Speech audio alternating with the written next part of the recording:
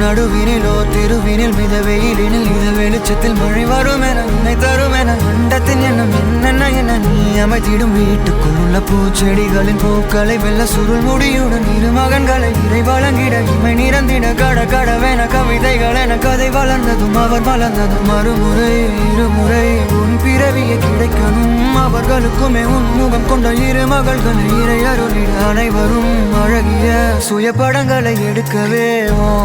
பக்கத்துல நான் பாடுக்க வழி சொல்லம்மா ரத்தத்துல பெத்தெடுக்க விதி விடுமா